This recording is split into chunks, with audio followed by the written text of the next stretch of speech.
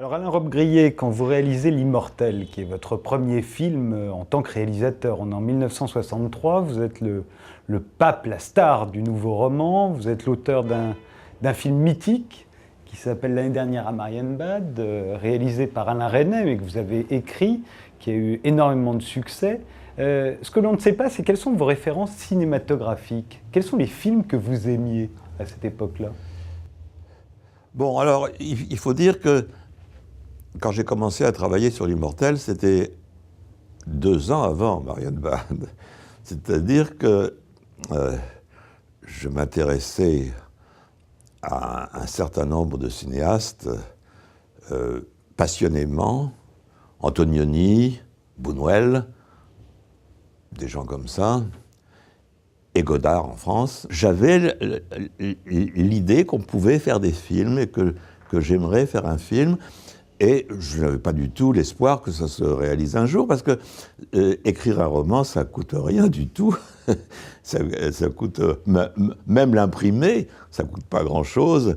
Tandis que le film nécessite, même un film pas cher, nécessite tout un appareil, des techniciens, des acteurs, des trucs qu'il faut payer. Et ça coûte tout de suite beaucoup plus cher. Ils viennent me voir, Samy Alphon et Jacques Fano, en me demandant si je veux faire un film. Je dis, écrire pour un réalisateur? Non, il dit, non, non, est-ce que vous voulez réaliser un film? Oh, j'ai dit oui, mais vous savez, je suis célèbre, mais je n'ai pas de lecteur. Alors, c'est l'époque où j'étais connu dans le monde entier, mais où mes livres ne se vendaient pas du tout, en particulier dans la langue française, parce qu'ils se vendaient un peu mieux aux États-Unis. Et j'ai dit donc, c'est acceptable pour un livre de ne pas se vendre, puisqu'il reste en librairie, etc. Mais un film, ça va poser des problèmes. Et Samy Alphon me dit, ça n'a aucune importance, la seule chose importante, c'est de tourner à Istanbul, est-ce que ça vous ennuie? Et je dis, non, surprend pas. Car j'étais lié sentimentalement à la ville d'Istanbul. C'est là que, quelques années auparavant, j'avais connu une petite fille qui était devenue ma femme, donc Catherine. Et donc, tourner une histoire d'amour à Istanbul, c'était pour moi comme un fragment autobiographique, en quelque sorte. Et je dis, pourquoi Istanbul? Il me dit, parce que voilà, et il m'explique une sombre histoire. La livre turque n'est pas convertible, et un marchand de laine belge qui s'appelle Van Leuven a des sommes énormes bloquées en Turquie, et il ne peut pas sortir d'argent de Turquie. Par conséquent, on va faire un film en Turquie, on va dépenser autant d'argent qu'on veut, mais en livres turcs uniquement, et on va sortir le film, ça on a le droit, le film va être exploité ensuite, et donc, c'était un moyen de sortir de l'argent. Ça n'a pas très bien marché, parce que comme le film n'a pas eu beaucoup de spectateurs, je crois que Van Leuven en a été pour ses, pour ses livres turcs. Tout marchait très bien, je commence à écrire, avec une très grande précision.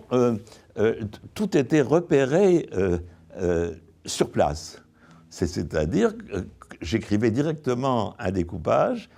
Alors, emplacement de la caméra, ben alors, je notais sur la troisième bordure de trottoir à partir de la prise d'eau.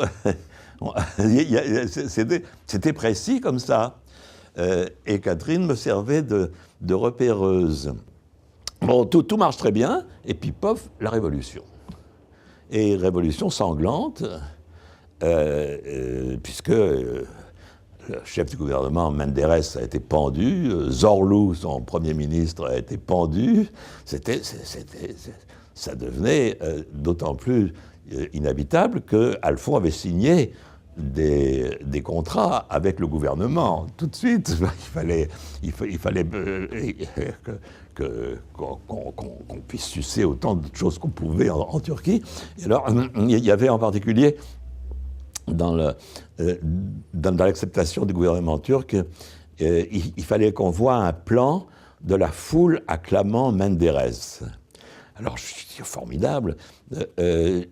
Alphonse me dit, ça vous dérange pas? Moi, je dis, ah non, ça va être très drôle, parce que comme je compte montrer une ville complètement vide, où il n'y a personne, ce qui n'est pas le cas d'Istanbul du tout, si on voit tout d'un coup la foule acclamant Menderes, ça va avoir un effet de fantastique. Le vrai fantastique du réalisme, quand le réalisme se met à surgir au milieu des rêves. Et bon, donc tout ça tombait à l'eau, et on rentre en France, Catherine et moi, parce qu'on se dit, qu'est-ce qu'on fait là? Ça semblait pas prêt de s'apaiser du tout, cette révolution. Et c'est en arrivant à Paris qu'un autre producteur, qui s'appelait Courreau, cherchait un scénariste pour René. Alors pour ce qui concerne l'immortel, parmi toutes les histoires possibles, il y en a une sur laquelle tout le monde a l'air de s'entendre, vous allez me dire si vous êtes d'accord. L'immortel, ce serait l'histoire d'un homme qui tomberait amoureux d'une femme qui n'existe pas. Qui est morte, oui. Une femme d'un autre monde, oui. Elle existe, mais dans un autre univers. C'est d'ailleurs aussi comme ça qu'on pourrait raconter votre dernier film en date, Gradiva. Ou Marienbad. Ou Marienbad. Marienbad. C'est vrai, aussi Marienbad. Et peut-être tous vos films d'ailleurs. C'est-à-dire que, probablement... La Belle Captive aussi. La Belle Captive, tout à fait. Alors c'est là, ça. ouvertement, alors là, oui. Pour moi, le monde n'est pas entièrement perméable au sens. C'est-à-dire qu'on peut comprendre des choses du monde, mais il y en a d'autres qui restent mouvantes, floues. Flou n'est pas le mot, car c'est toujours très, très, très précis, au contraire, très net, mais mouvantes, contradictoires et facilement trompeuses. C'est-à-dire que je vis depuis un certain nombre d'années, puisque j'ai 85 ans, et je réfléchis sûrement depuis que j'ai 10 ans à qu'est-ce qui se passe dans le monde. Et pour moi, c'est pas simple ce qui se passe dans le monde. Ce qui se passe dans le monde est toujours un peu étrange. Et je pense que c'est pour ça que je me suis mis à écrire, d'ailleurs. C'est que, lisant des romans de Balzac, je me dis, ah, c'est quand même pas comme ça que ça se passe, enfin. Là, tout s'explique. Alors, dans le vrai monde, celui dans lequel je vis, et pourtant je suis assez intelligent, j'ai fait des études, je suis ingénieur de recherche, et je sais ce que c'est que le travail scientifique sur un phénomène. Et je ne comprends pas entièrement ce monde. Et s'il y a des moments qui m'apparaissent compréhensibles, les mêmes choses, tout d'un coup, perdent leur compréhensibilité et deviennent de nouveau inquiétantes. Le roman traditionnel ou le cinéma traditionnel font semblant de croire que tout est explicable et que par conséquent, on va pouvoir raconter un film. Bon, et c'est un gros sujet de malentendu. Je pense que les gens ont raison d'être comme ça, parce que ça les rassure. Le monde dans lequel nous vivons n'est pas confortable. Il est constamment inquiétant. Or, mon corps, à chaque instant, recherche un certain confort, le bien-être, le Heimlich de Freud. Je m'aperçois que c'est une tromperie, que c'est un confort comme ça c'est assez fatigant, la vie. Réfugions-nous dans des récits qui justement passent sous silence l'étrangeté du monde pour présenter un univers lisse et familier où tout s'explique, non pas forcément dès le début. Chez Hitchcock, ça s'explique à la fin, mais ça s'explique. Il y a un moment où tout s'explique. Et dans le bon roman policier, ou film policier, dans le bon, ce qu'ils appellent le bon, tout s'explique à la fin. Or, dans les vraies histoires policières, il y a toujours des choses qui ne s'expliquent pas. Seulement, on les passe sous silence, parce qu'on ne va pas quand même se mettre à rentrer dans les labyrinthes des rapports au monde, de la psyché. Alors vous vous retrouvez, quand vous devenez réalisateur à part entière, seul, vous allez être sur le tournage, ce qui n'avait pas été le cas pour l'année dernière à Marienbad, vous vous retrouvez face à une engeance quand même un peu particulière, qui sont les acteurs, et en particulier les actrices. Alors je suis sûr que ça va beaucoup alimenter nos conversations, vos rapports avec les acteurs et les actrices. Mais commençons par l'immortelle Françoise Brion, qui va jouer le rôle principal de cette femme, de cette immortelle. Est-ce que c'est votre premier choix? Pourquoi elle? Est-ce qu'elle comprend l'histoire? Puisque justement cette histoire, vous ne pouvez pas la lui raconter. Est-ce qu'elle est solidaire? Est-ce que c'est un problème pour vous, Alain Robbe-Grillet, écrivain, de se retrouver à se coltiner les acteurs? Alors, je placerai ce problème, qui est fondamental, sur un plan plus général encore. Il y a les acteurs, mais il y a les techniciens aussi. Je me suis dit que vous aviez préféré d'abord choisir les acteurs que les techniciens, oui, mais j'ai dû me tromper. Mais c'est les acteurs parce que c'est vrai que, par exemple, pour l'Immortel, j'ai choisi les acteurs, mais les techniciens, c'est le producteur. Puisque c'était mon premier film, j'étais romancier, voilà. Il voulait m'entourer de techniciens qui me rassurent. Or, ça ne me rassurait pas du tout. Bon, ça, on y reviendra. Et alors, bon, je commets une première erreur au départ de l'Immortel, c'est que je prétends retrouver ma solitude d'écrivain.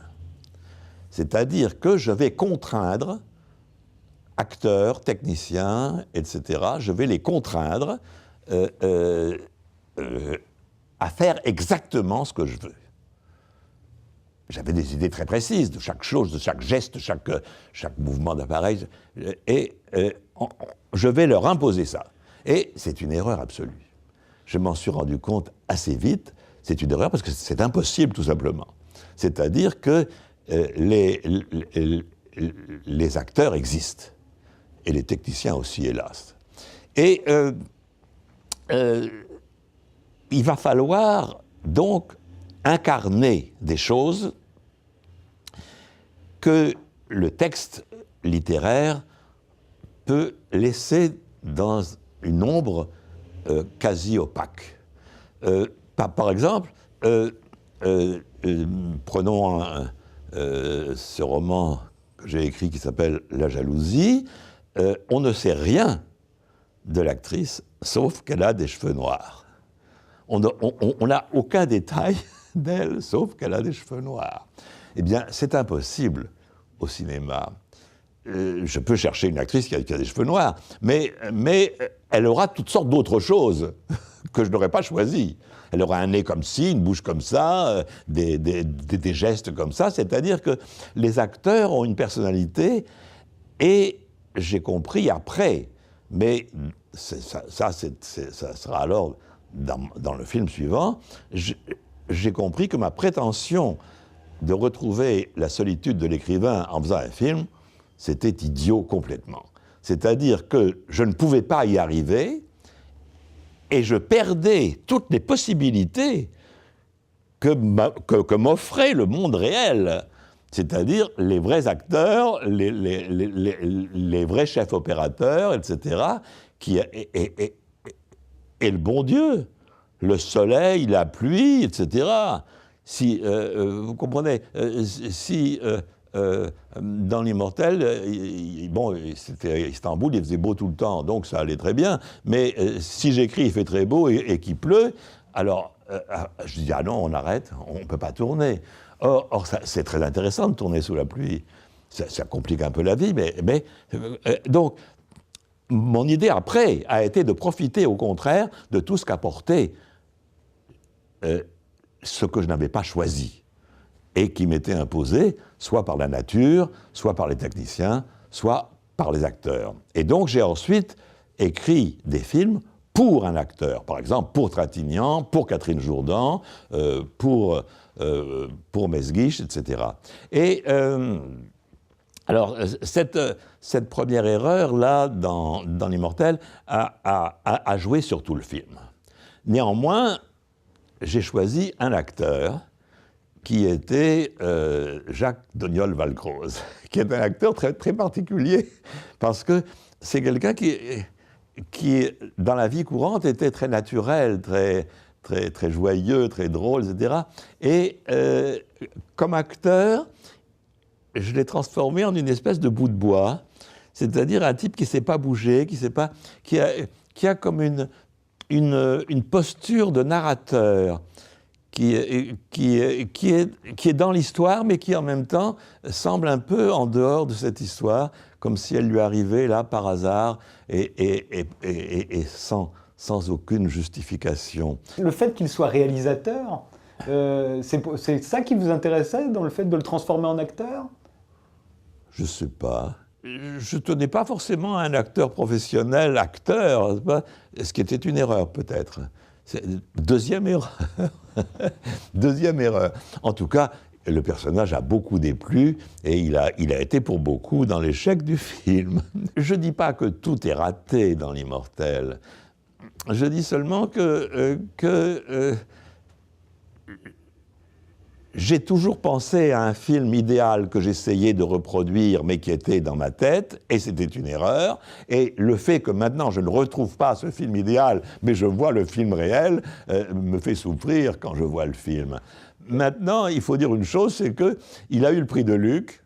C'est le seul de mes films qui a eu le prix Louis de Luc, qui était un prix très important à l'époque, qui récompensait le meilleur film de l'année. Oui, c'était remis par des critiques, et qui avait beaucoup d'importance avant qu'on invente les Césars. Et donc d'ailleurs, ça n'a pas aidé la sortie, car la sortie du film, toute la critique unanime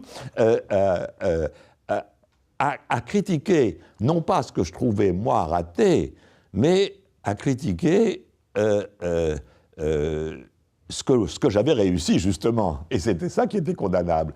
Je vous donne un exemple que j'ai souvent donné parce qu'il m'avait beaucoup choqué au moment du tournage.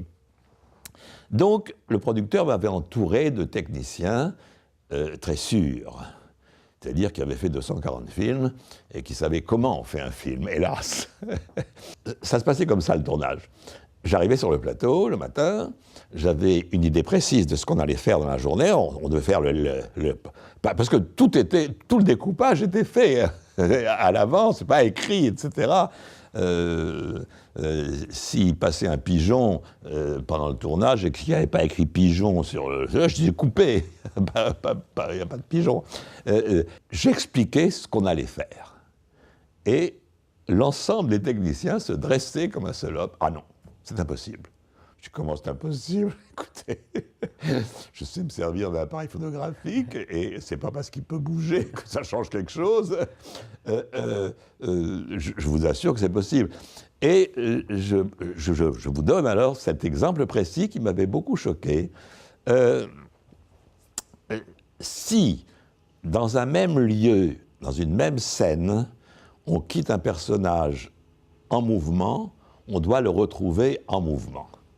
On ne peut pas le quitter en mouvement et le retrouver arrêté au plan suivant. C'est impossible. Et alors, il y avait toutes ces scènes où Doniol marche et où il imagine déjà ce vers quoi il va. Ce que nous faisons, toi et moi, constamment. C'est-à-dire que quand je me dépêche pour arriver ici, etc., j'imagine déjà quelque chose. Comment est ce studio? Comment est-ce que c'est placé par rapport à la salle Favart, etc., etc. C'est-à-dire que je suis déjà en pensée. Et je peux très bien couper, alors que le personnage a un pied en l'air, et le retrouver, parce qu'on ne peut pas tourner les scènes in extenso, ça ferait des films beaucoup trop longs, évidemment. On fait des ellipses, comme on dit, n'est-ce pas? Mais il faut que dans l'ellipse, le personnage qui était en mouvement soit retrouvé en mouvement. Par exemple, si il entre dans cette pièce, qu'il ouvre la porte et qu'il va s'asseoir là, c'est très long tout ça, et ça ne donne rien. Donc on peut l'enlever, mais il faut si on l'a quitté en mouvement ayant ouvert la porte, qu'à l'arrivée, on ne le trouve pas assis. Il repose le pied qu'il avait levé et il s'assoit. Et alors, la script disait, mais vous ne pouvez pas le retrouver immobile, assis. Je dis, mais si je peux, c'est extrêmement facile, je vous assure. Et alors, c'était tellement compliqué. Elle me dit, mais pourquoi? Qu'est-ce que ça signifie? Et je dis, ben, je ne sais pas, moi, je veux faire ça. Je ne sais pas ce que ça signifie. Enfin, l'art n'est pas forcément quelque chose qui signifie. C'est quelque chose qui apparaît, qui surgit, mais pas qui signifie. Et alors, un jour, elle arrive au tournage, elle commençait à me haïr, évidemment, et d'autant plus que c'était la script d'Hiroshima, n'est-ce pas, et de Marion Bad, et que René m'avait dit, vous verrez, fille très sûre, hein, elle pouvait lui faire confiance. Évidemment, mais lui faire, par exemple, elle remettait à l'heure diégétique les montres de tous les acteurs, par crainte qu'on ne voit, qu'on ne voit l'heure filmique sur une montre. Et alors, elle me dit un matin, eh bien voilà, c'est exactement, si vous faites ça, c'est exactement comme si Doniol entrait et allait vers lui-même déjà assis. Je dis formidable. Formidable. Je n'avais pas pensé à ça, mais c'est évidemment ça. C'est-à-dire, il va vers lui-même déjà assis. Et je ne vois pas pourquoi je ne le ferais pas. Mais ça la rendait si malheureuse, car c'est une fille sympathique, que j'ai tourné à chaque fois le raccord. Je l'ai tourné. Et je disais seulement aux acteurs, à Doniol en particulier, bon, ben alors, après t'être assis, tu restes parfaitement immobile avant de commencer à parler ou à jouer, parce que tout se sera coupé. Et il faut que tu sois complètement immobile, etc. Et je l'ai fait, effectivement. Et effectivement, ça a été beaucoup critiqué. Et pourtant, c'était une des rares choses qui était vraiment réussie. Autre personnage important de l'Immortel, c'est Istanbul. Istanbul, donc vous nous avez raconté pourquoi vous vous êtes retrouvé à Istanbul. Mais ce qu'il y a d'amusant quand on regarde l'Immortel et quand on voit Istanbul tel que vous l'avez filmé, c'est qu'un autre film est sorti à peu près à la même époque, en tout cas a été tourné au même moment. Un film dont vous allez montrer d'ailleurs l'affiche dans Trans-Europe Express, c'est Bon baiser de Russie. Un James Bond, donc réalisé par Terence Young, qui se passe à Istanbul. Alors la seule différence, c'est qu'Istanbul dans Bon baiser de Russie est en couleur, et vous, c'est en noir et blanc, mais c'est exactement la même Istanbul qu'on voit, c'est-à-dire une Istanbul finalement de carte postale. Vous montrez tous les clichés orientaux d'Istanbul, vous les montrez presque de la même manière. Il y a cette longue scène qui se passe sur le ferry, sur le Bosphore, où vous filmez les palais au ras de l'eau, il y a quasiment la même dans Bon baiser de Russie. On voit le Grand Bazar, je crois, de la même manière. On voit la Souleymaniye, la plus belle mosquée d'Istanbul, décidée par Sinan, celle qui est pour Soliman magnifique, dont vous dites, d'ailleurs, en tout cas, c'est Françoise Brion qui dit dans le film qu'elle a été reconstruite après la guerre. À mon avis, c'est pas tout à fait exact. Je crois pas qu'on ait jamais reconstruit la Souleymaniye. En tout cas, c'est drôle parce que ce sont les mêmes, quasiment les mêmes lieux, filmés quasiment de la même manière. Mais c'est-à-dire, ce sont les stéréotypes, quoi. C'est-à-dire que ouvertement, j'ai joué sur un Istanbul de Pierre Loti, quoi, qui était des cartes postales. Alors pour moi, c'était le personnage principal du film. L'immortel, c'est la ville d'Istanbul, quoi. Et en même temps, c'est la mort. Et j'ai toujours pensé qu'il était intéressant de faire une ville imaginaire avec une ville réelle. Le film de Jacques Demy que je préfère, c'est Lola, qui a été tourné donc à Nantes, qui est le lieu de naissance de Jacques Demy. C'est bien une ville réelle pour lui. Et dans Lola, il transforme Nantes en ville imaginaire complètement. Et je trouve ça passionnant. Et alors ça m'intéresse parce que j'ai l'impression que la ville dans laquelle je vis, en fin de compte, je ne peux pas dire que ce soit le Paris réel. Peut-être que chacun de nous vit dans une ville imaginaire, qui est sa ville, mais c'est... dans la littérature, c'est très net, par exemple, la ville d'Alger ou d'Oran, chez Albert Camus, ça devient vraiment des villes imaginaires. Or, c'était bien des villes réelles pour lui. Est-ce que vous avez l'impression que Fellini fait la même chose avec Rome, par exemple? Bien sûr que Fellini est un de ceux, justement, qui a fait des films, qui a créé des villes imaginaires, mais Antonioni aussi. Est-ce que ça n'est pas simplement une vision de touriste au fond? Fellini est toujours resté un provincial à Rome. Est-ce que vous, quand vous êtes à Istanbul, vous ne voyez pas la même Istanbul, celle dont vous vous êtes déjà fait une idée avant? C'est le principe du touriste. Finalement, la même vision que s'en étaient fait les producteurs ou les réalisateurs de James Bond. Sauf qu'il y a quelque chose qui contredit ça, c'est que quand Fellini tourne dans le fameux hôtel de sa ville natale, Rimini, l'hôtel devient complètement imaginaire aussi. Or, celui-là, il n'est pas là comme touriste. Non, je pense que... Qui a dit « la nature imite l'art » ? Je ne sais plus, mais on l'a souvent cité. Et effectivement, je pense que tous les artistes, grands ou petits,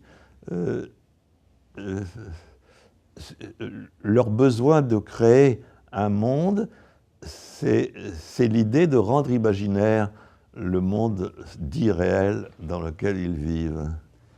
Dans L'Immortel, on voit la mer, et la mer va revenir très régulièrement dans tous vos films.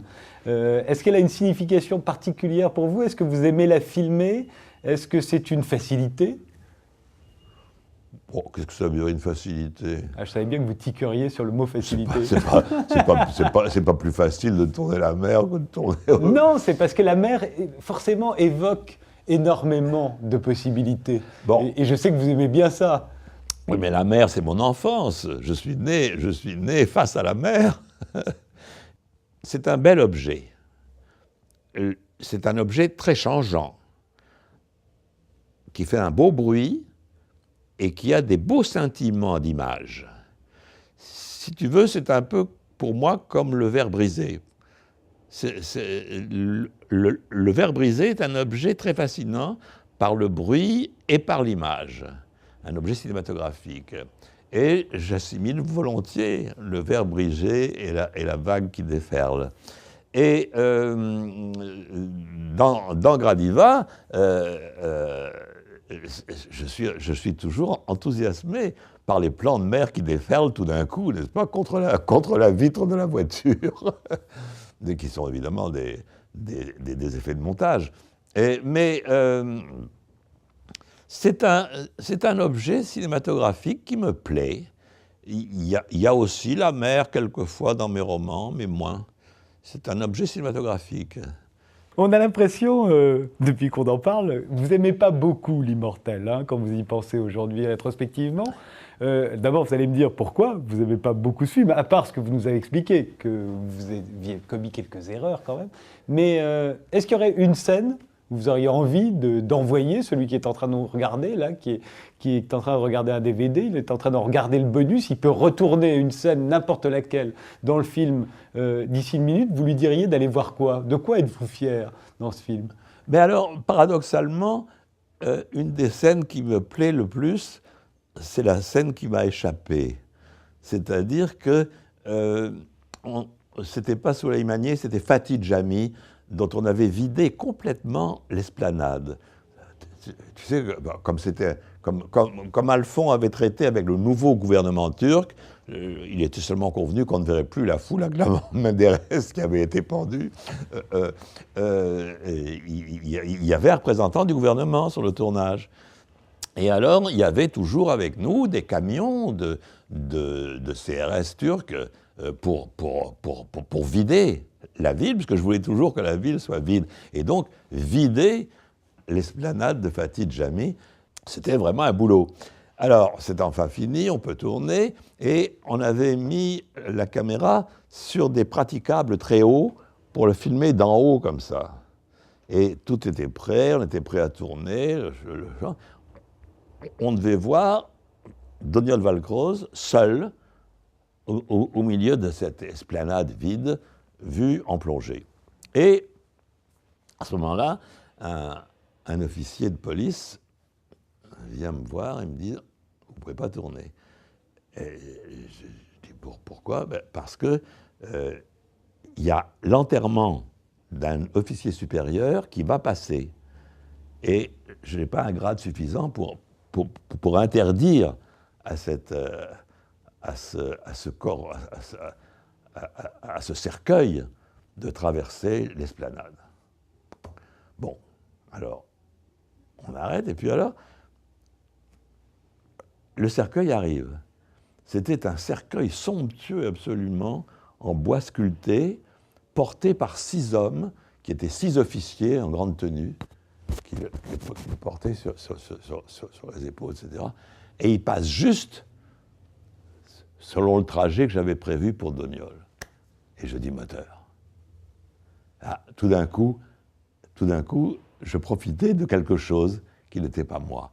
Et en fin de compte, c'est une des scènes qui me semble la plus réussie et qui prend du sens, parce qu'effectivement, à l'heure actuelle, on croit que j'ai fait passer un cercueil parce que, comme Doniol a perdu cette femme qui est morte dans un accident de voiture, il est normal qu'il pense à des choses comme ça, et le cercueil passe donc, etc. Malheureusement, le plan a été coupé prématurément par le chef opérateur. Vous voyez, un chef opérateur qui coupe, pas parce qu'il n'a pas mis des réflecteurs pour éclairer le corbillard. le corbillard, mon cercueil. Bon, alors c'est un plan que j'aime bien. Je ne dis pas que je déteste tout le film entièrement. Je trouve que c'est un film mal dominé. Le film va sortir, il sera fraîchement accueilli par la critique, il ne fera pas un gros succès au box-office. Est-ce que pour autant, vous vous dites tout de suite, j'en ferai d'autres ? Ah ben non, parce que justement, on dit beaucoup que ce qui est difficile, c'est de faire un second film. Vous n'étiez pas sûr d'en faire d'autres ? Ah non, je pensais même que je n'en ferais plus. Mais Samy Alphon était persévérant.